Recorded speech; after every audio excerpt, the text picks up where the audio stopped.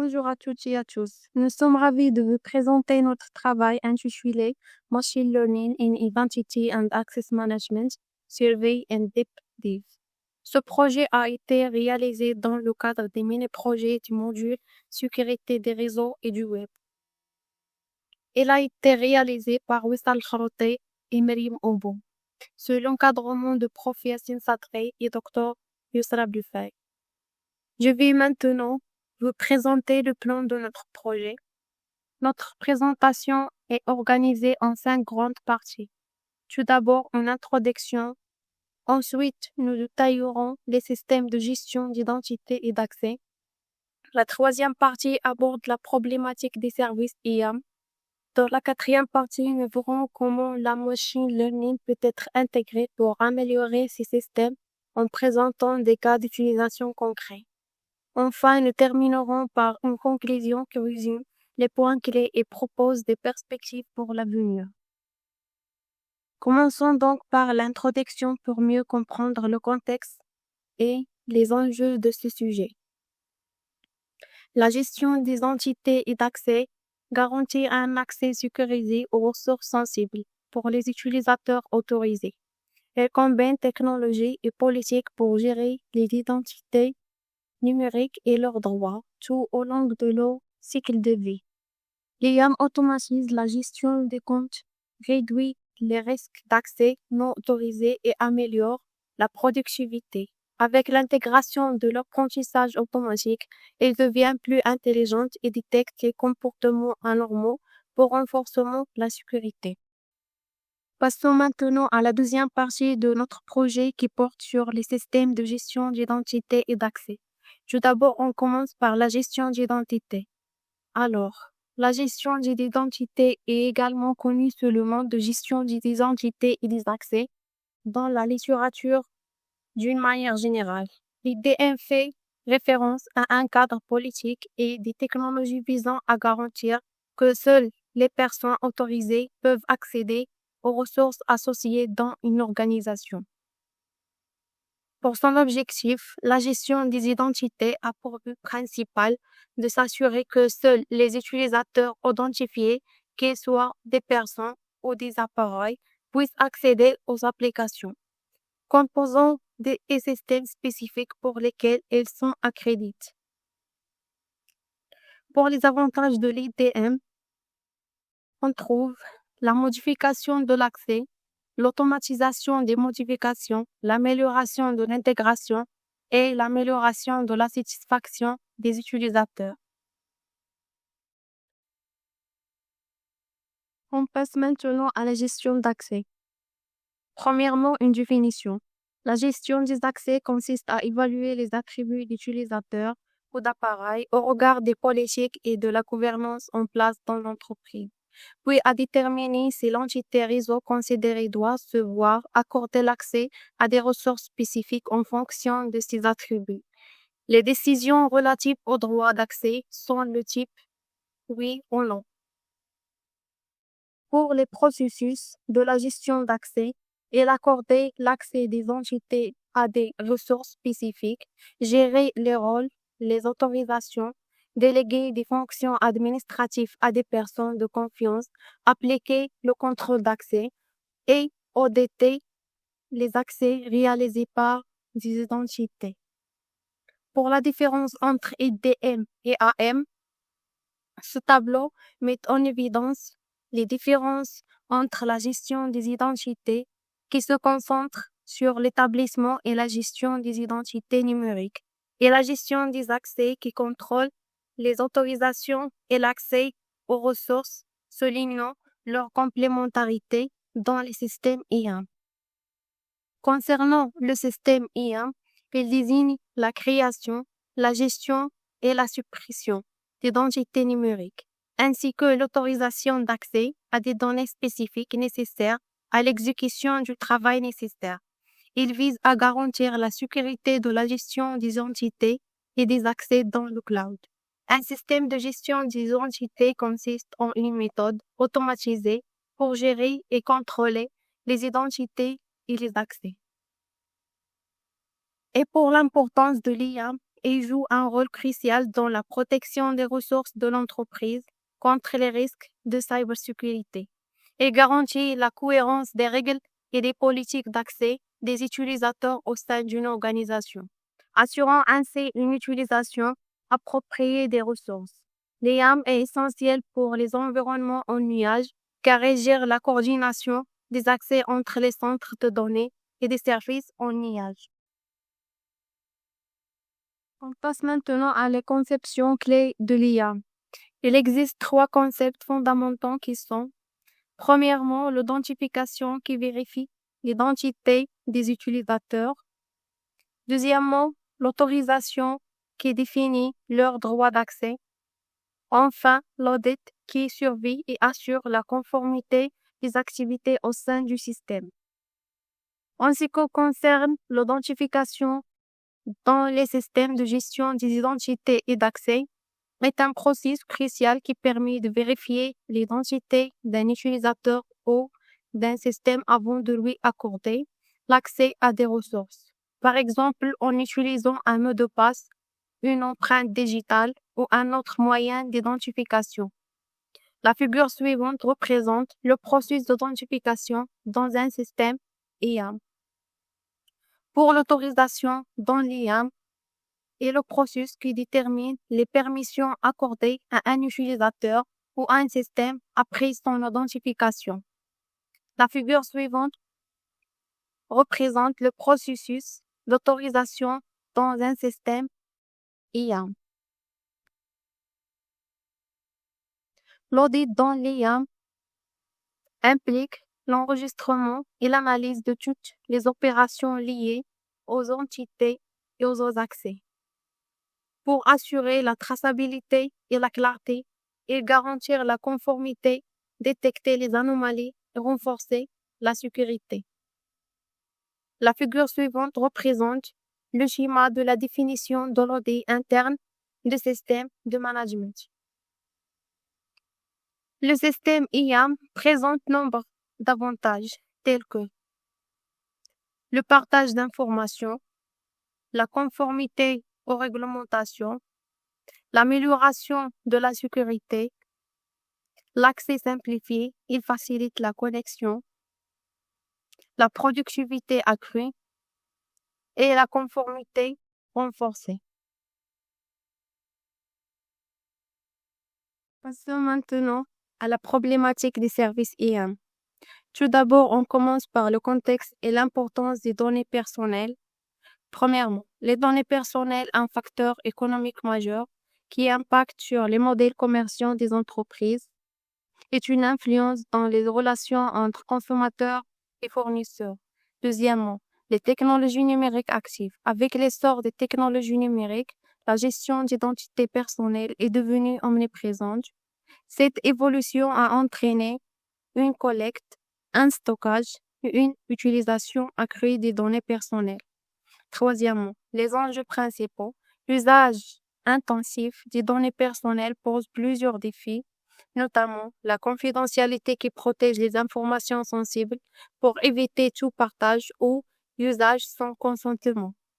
Ainsi, la sécurité qui prévenit les cyberattaques et les fuites de données. En outre, l'intégrité qui évite la modification, la corruption ou l'utilisation abusive des données. On va d'abord définir l'identité numérique et expliquer son cycle de vie. L'identité numérique est définie comme la représentation d'une entité sous la forme d'un ou plusieurs attributs. Chaque individu peut posséder une ou plusieurs identités numériques. La figure 4 représente le lien entre les identités, les sujets et les attributs.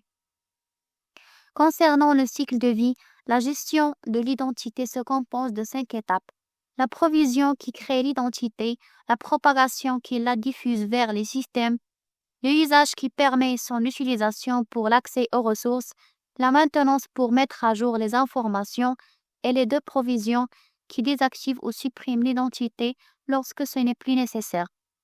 La figure 5 représente le cycle de vie de l'identité. D'abord, on va entamer 2 points clés qui sont énoncer de problèmes.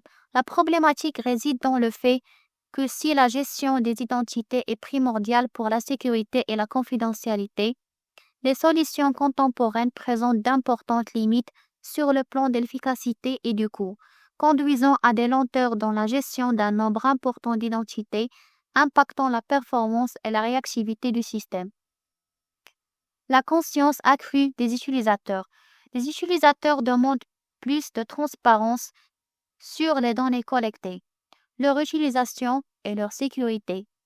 Ils veulent savoir quelles informations sont archivées, à quelles fins elles sont utilisées et revendiquent des dispositifs de sécurité à mettre en place tels que cryptage et détection de fraude. Concernant les défis de l'IAM, il existe 5 principaux défis tels que la complexité de la gestion des identités numériques, la nécessité d'un contrôle et d'une mise à jour continue, le risque d'usurpation d'identité et de fraude, la gestion des mots de passe oubliés, la gestion des accès privilèges. Pour les vulnérabilités courantes de l'IAM, les systèmes IAM gèrent les identités et les accès pour sécuriser les ressources numériques d'une organisation. Il est important de prendre en compte les vulnérabilités présentes lors de la mise en place des procédures politiques et outils nécessaires. Premièrement, mot de passe faible. Deuxièmement, menace interne. Troisièmement, compte orphelin. Et quatrièmement, transmission non sécurisée de données sensibles. Et pour les risques liés aux menaces, on trouve 5 principaux risques qui sont les identifiants en jeu, l'insuffisance de contrôle, les enjeux de non-conformité, l'exposition aux vulnérabilités cloud et l'impact financier et réputationnel.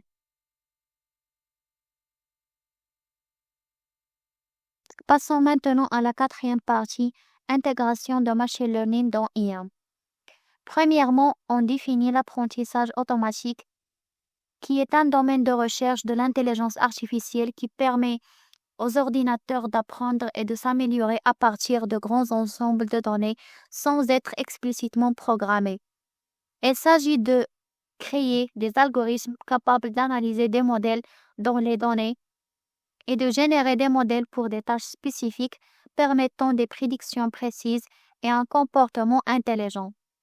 Il existe 3 types d'apprentissage automatique: l'apprentissage supervisé, l'apprentissage non supervisé et l'apprentissage par renforcement. L'apprentissage supervisé, une branche de machine learning qui utilise des données étiquetées pour entraîner des algorithmes capables de classifier des données ou de prédire des résultats avec précision.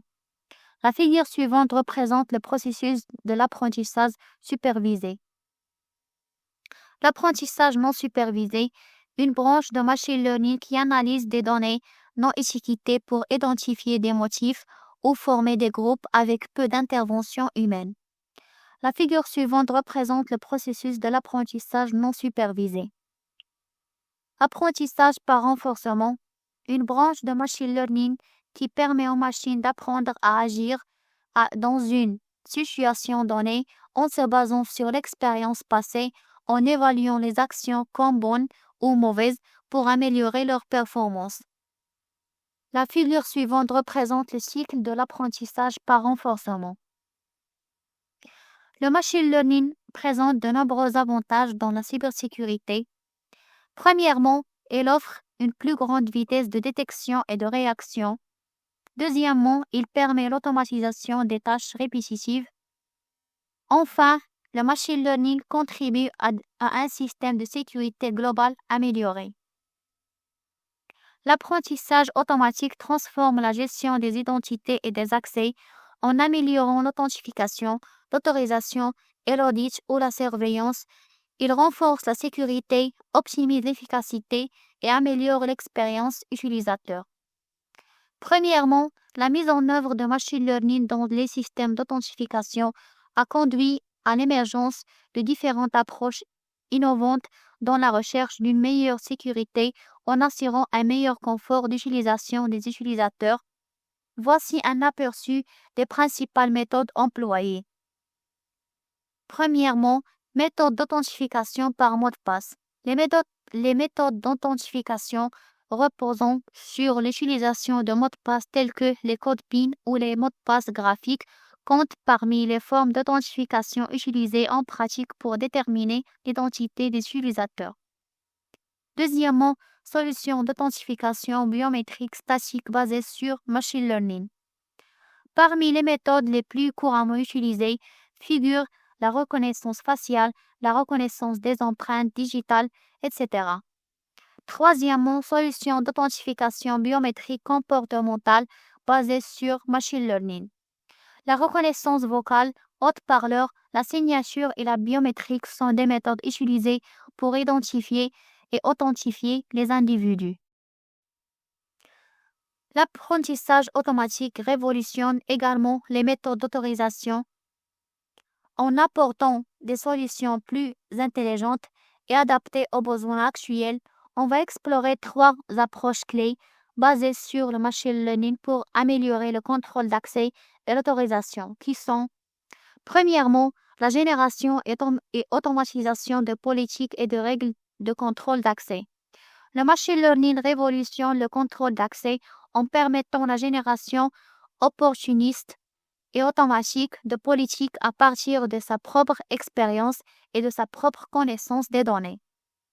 Deuxièmement, construire des modèles de contrôle d'accès et faire respecter les décisions de contrôle d'accès. Le machine learning modernise la gestion des accès grâce à des modèles APAC plus précis, une automatisation des politiques et une optimisation des attributions de rôle airbag. Leur offrant des solutions efficientes et économiques compatibles avec l'industrie et l'IoT. Troisièmement, optimisation des politiques de contrôle d'accès. Les politiques d'accès, bien qu'investies d'une complexité intrinsèque, très souvent haute et séparées de leur taille, doivent respecter des critères stricts de qualité. L'apprentissage automatique transforme aussi les systèmes de surveillance en apportant des solutions plus intelligentes et adaptées aux besoins actuels. Alors, on va examiner 3 approches clés basées sur le machine learning pour améliorer la surveillance des systèmes qui sont, premièrement, stockage et exploration des journaux. Elle a été proposée dans une méthode d'audit des systèmes à l'aide de data prevention, de réduire la redondance dans les journaux et transformant les enregistrements en graphes de provenance. Deuxièmement, vulnérabilité et menaces. La numérisation des services s'appuie sur des solutions machine learning prédictives des vulnérabilités et détectives des menaces en fonction des algorithmes utilisés, offrant des résultats plus ou moins sensibles selon les modèles employés. Troisièmement, opération de sécurité pour IAM. Les systèmes IAM de sécurité utilisent le machine learning pour détecter et prévenir les menaces. Les ITS et IPS impliquent des algorithmes pour analyser les données et détecter les anomalies, tandis que les CIEM priorisent les alertes en réduisant les fausses alarmes, augmentant ainsi leur précision et efficacité. Passons maintenant à la conclusion. Enfin, ce projet a pour objectif d'étudier les enjeux de la gestion des identités et des accès en matière de sécurité des systèmes d'information au travers du prisme des opportunités que la voie du machine learning pourrait offrir pour répondre aux enjeux d'intelligence et d'adaptabilité des systèmes concernés. Si le recours de machine learning est prometteur, l'intégration de machine learning au système d'IAM soulève néanmoins des difficultés en matière de respect de la vie privée, d'interprétabilité et des modèles de conformité réglementaire. Dans un second temps, nous proposerons des solutions pour répondre aux difficultés citées, mais également pour renforcer la résilience des systèmes IAM à de nouvelles cybermenaces. And thank you for your attention.